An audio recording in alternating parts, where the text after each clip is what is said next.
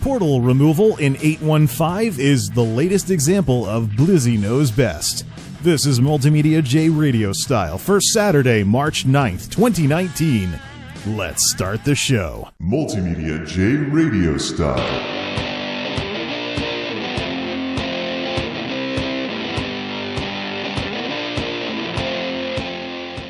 What is up, everybody? Be sure to check the links in the description of this discussion, just in case there's some kind of search engine whatever that happens to go on that might bury these discussions for people that want the whole story about Blizzard removing portals and how their attitude has changed in the last nearly 10 years.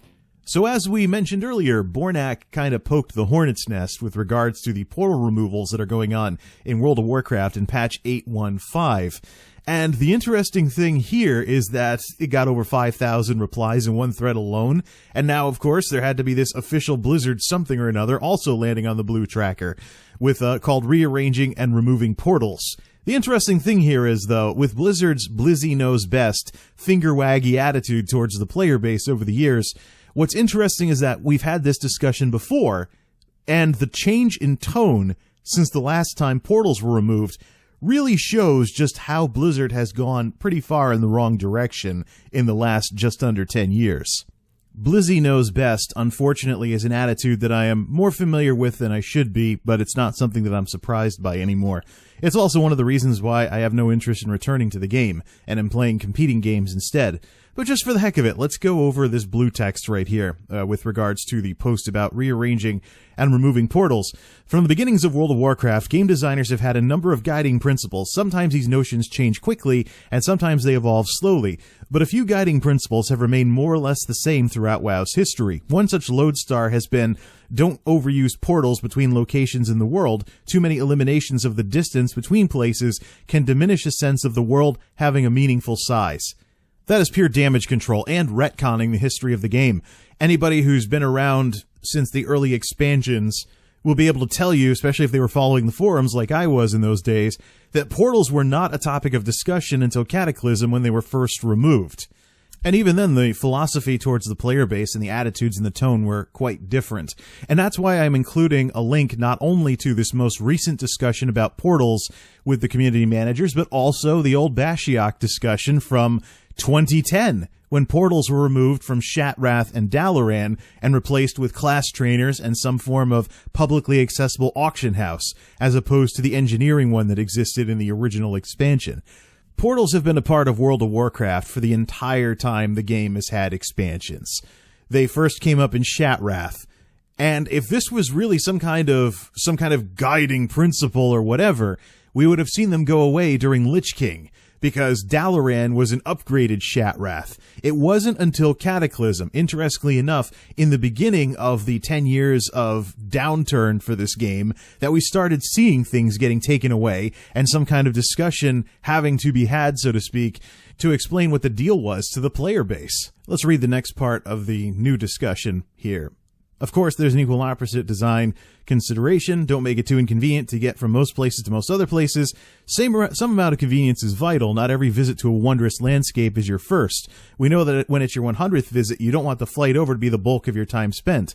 And of course, some players have chosen to play as warlocks or mages, specifically because those classes offer unique means of transport. That is completely wrong. That it just shows just how out of touch. Again, people are wondering, is Blizzard out of touch with their own customers? This is a great example right here. Warlocks do not have unique means of transport. They have summons. You have to already be somewhere in order to summon somebody to your location. Like, hey, Warlock, can I get a summon? It's the mages that have the portals where they can actually go somewhere, all on their own steam. So bringing Warlocks into the discussion was completely naive. And this just goes to show that not only are we talking about Blizzie knows best, we now have to question whether Blizzie knows anything about their own product, because the folks that are supposed to be the public face to the community are the ones that, oh yeah, warlocks have unique means of transport. No, they have unique means of transporting their party members.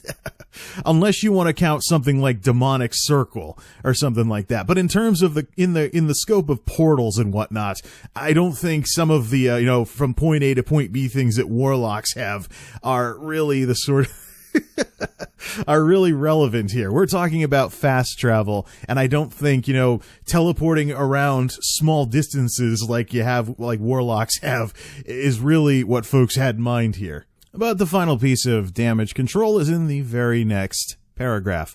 With new expansions, we've made a tradition of removing some of the portals from the previous expansion cities. Yeah, why didn't it happen in Lich King when the game was still growing? How come this wasn't even a discussion until after things had stagnated? And you'd think that when things are stagnant, that the developers wouldn't be doing controversial stuff like what happened in Cataclysm with the removal of portals, as well as, why does Blizzard hate healers? But that's another discussion entirely. We made a tradition of removing some of the portals from the previous expansion cities. The goal with that is to encourage transportation flow through newer places where players are more likely to interact with other players. We neglected to do that initially following Legion and never did that following Mists of Pandaria for various reasons. But we feel that we should have. We're correcting that now. No, this is changing their mind on this whole matter, because here's the thing, and this is the reason why I have the links in the description. You can still, on this very same blue tracker, look at the original discussion about Shattrath and Dalaran's portals being removed, and the attitude was quite different then. And if this is not the case now, what we're looking at here is a development team that can't make up its mind on the whole portal thing or convenience versus immersion thing in the first place. Bashiok, Community Manager, November 24th, 2010. Portals are removed as we don't want you to have to hearth in an old city from an expansion you've outgrown just so you can have quick and instant travel anywhere you like.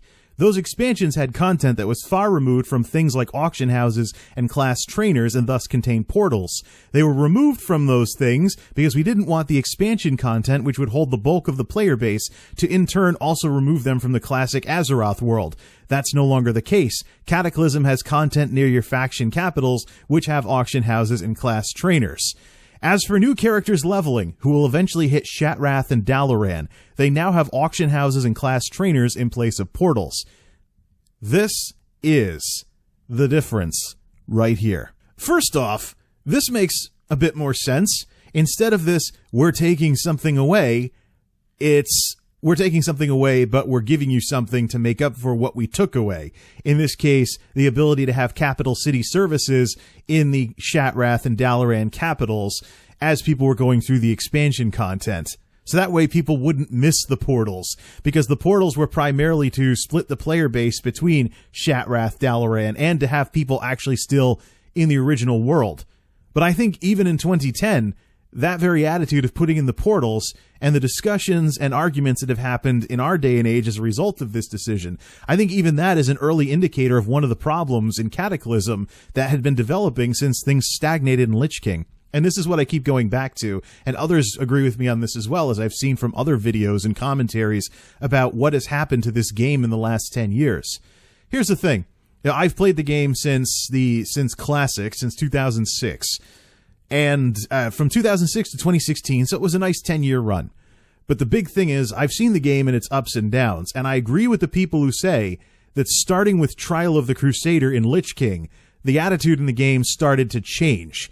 Progression remained a thing until starting in Trial of the Crusader, and definitely by Icecrown Citadel, when there were dungeons you could run to not need to progress through anything earlier in the story and skip straight to what matters.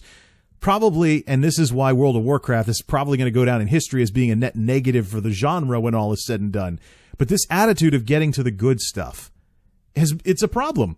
And it creates the very problems that Bashiok had to respond to in 2010. Okay, so if people get to the good stuff by getting to Outland, who's going to be in the capital cities for the players that are going through the original game? So now we have this portal thing instead of having the services or giving people a reason to go to other parts of the world besides the current content. That's the mantra, though. Get to the good stuff, get to the good stuff, get to the good stuff, get to the good stuff. That's the attitude, and I think that's ultimately what has caused the problems in this game, because, as I've seen with Final Fantasy, the developers deliberately decided that if you wanted to have that attitude, you're going to pay dearly for it by buying very expensive boosts relative to the cost of the game. Initially, as a former WoW player, I was actually annoyed by this, But I started to see the value in this whole thing of making people go through the story if they don't want to buy a very expensive boost.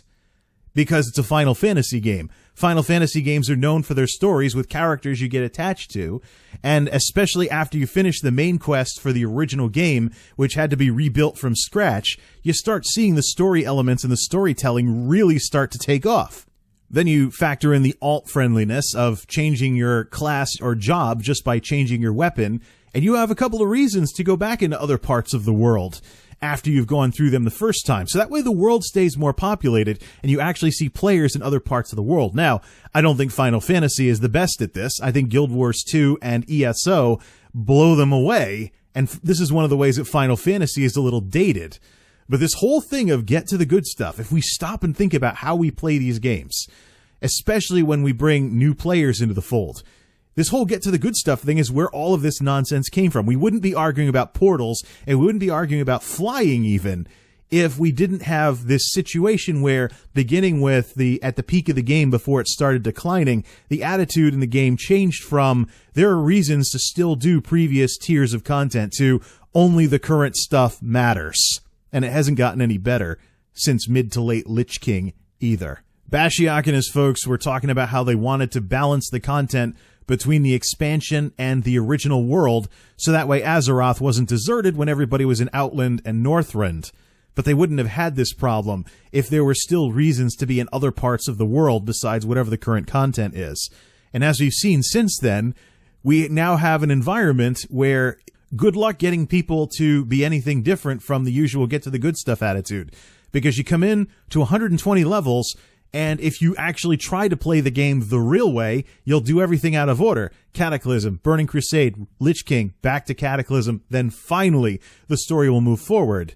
And relatively empty leveling zones, boosts, and other ways to not be out in the world because people have no reason to go all around the world. Even when World Quests launched, I was pretty disappointed at that World Quests weren't something that got people to go to other parts of the world more often.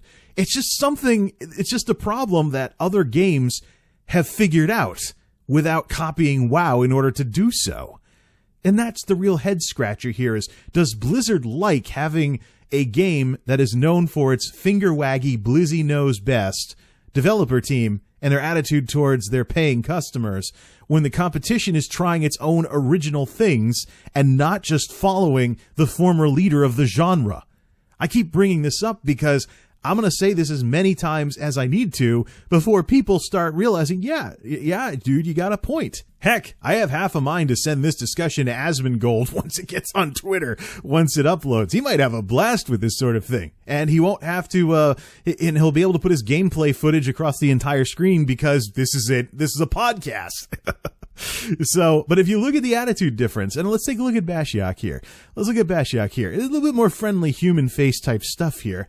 He talks about what happens if people don't buy the expansion, but he also throws in some blue text humor. What's that? You want Hearthstone set back to an hour cooldown? Well, okay.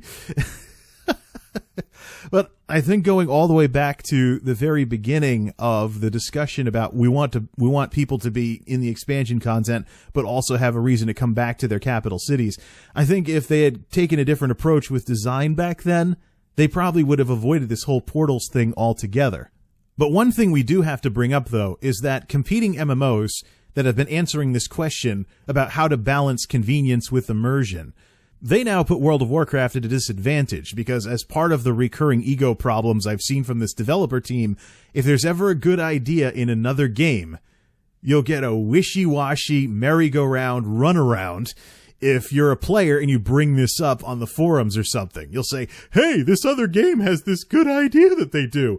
And you'll get this big runaround, Blizzie knows best speech about why, oh, we don't want that in our game. Insert fabricated reasons here until they sheepishly decide to put something in that resembles it, and it's half-assed.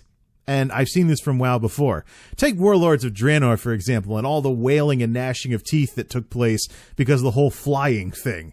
One of the ways that people were supposed to feel better about being stuck on ground mounts was, oh yeah, we're going to have the most robust flight path system in the entire history of this game.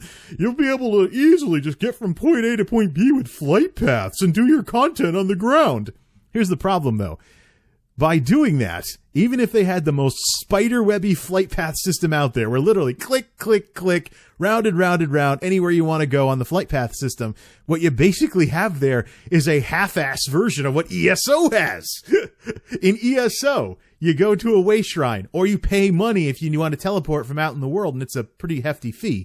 But if you just ride to a way shrine, like riding to a flight point, you instantly teleport to where you want to go next, as opposed to having to sit there and enjoying the view or something like that. So you have a fast travel system just like what's in ESO, but not as good as ESO. This is not the first time that I've seen this either. With world quests. Oh, yay, a reason for people to go back to zones they've already completed because there's objectives to do out there. Guild Wars 2 had this with its outdoor events and other things that would send you to various parts of the outdoor world. There's some of this in ESO as well as Final Fantasy. But there are some reasons the world is not completely worthless once you level past the level range. Even Final Fantasy lets you level sync to do outdoor events and things like that. And also to go back to old dungeons and level sync down and get an experience bonus for doing stuff that's below your level and things along those lines. But the thing is, though, world quests always struck me as a half-assed version of the outdoor event system in other games. Zone scaling in BFA. I thought it would give me a reason to just pick where I wanted to do stuff, even if I was already at max level. It doesn't. It's good for when you're leveling through the various areas. However, you get choice then, but once you're past the range, so to speak, then you're back to square one where, I'm way out leveled. It's going to be trivial and stupid for me to go back and do those quests now. So I have no reason to go back there once I'm beyond the level range. So a half-assed version of the reasons in other games why you would want to go revisit old areas, even if it was just for fun. You see where this is going? I mean, this ego about WoW being number one in the genre, it's going to turn from an asset into a liability.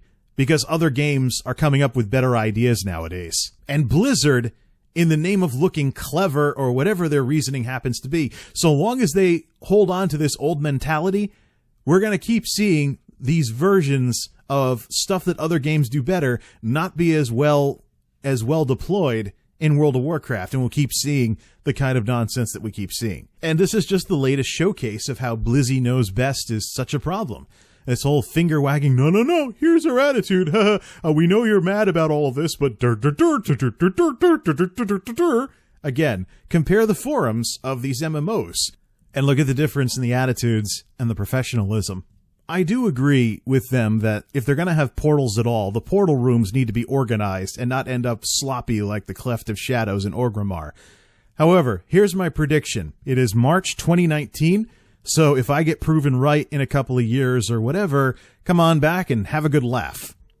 I predict that the portal rooms are being standardized so Blizzard can avoid this discussion in the future by just changing what portals are available based on the content that you're running. So this whole removing portals thing can be kind of swept under the rug because they won't be disappearing from places anymore. Or maybe because I floated this idea and Blizzie knows best, we'll just see the cycle begin anew with some other expansion capital having portals and then not having portals. This never-ending ego, folks. That's why I brought it up with the whole Diablo Immortal thing earlier, and there will be links to some of these discussions in the end screen. But for now, though, the portal thing, yeah, well, if I want to see the frustration and whatnot, all I have to do is just bounce over to the forums. But there's better games that I could be playing that have dev teams with far better attitudes. Thanks for listening, everybody. Till next time, this is MultimediaJay signing off. Thanks for stopping by.